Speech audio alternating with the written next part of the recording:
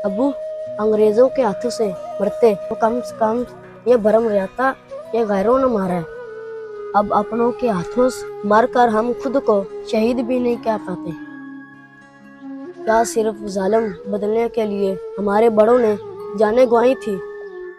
ओए, ये आज फिर तुम्हारा बेटा तुम्हारे पीछे आ गया।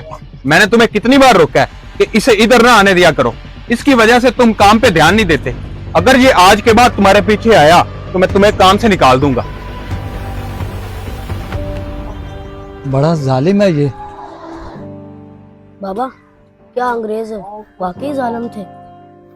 हाँ बेटा, बहुत जालिम थे। हमारे बड़ों ने बहुत सारी कुर्बानियां देकर आजादी हासिल की थी।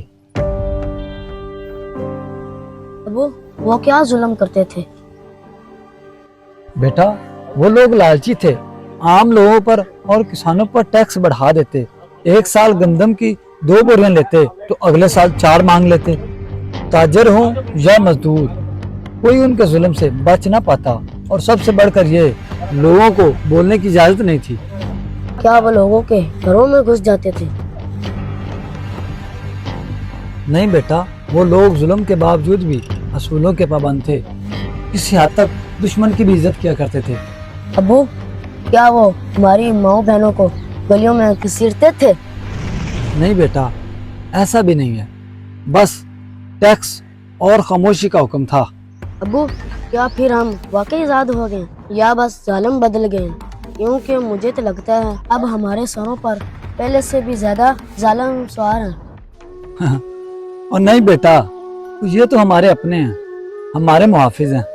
अबू, अंग्रेजों के हाथों से मरते तो कम से कम ये भरम रहता, ये गैरों ने मारा है। अब अपनों के हाथों से मारकर हम खुद को शहीद भी नहीं कह पाते। क्या सिर्फ जालिम बदलने के लिए हमारे बड़ों ने जाने गंवाई थी?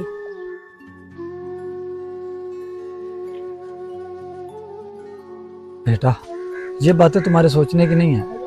ये लो बर्तन और तुम घर जाओ, कहीं फिर वो जालिम ना आ जाए। जाओ घर।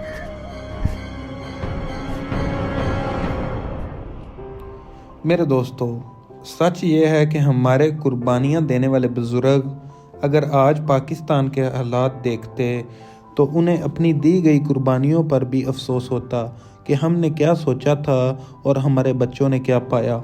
अल्लाह हमारे मुल्क पाकिस्तान पर अपना खुसूसी रहमो करम नाज़िल फरमाए। आमीन।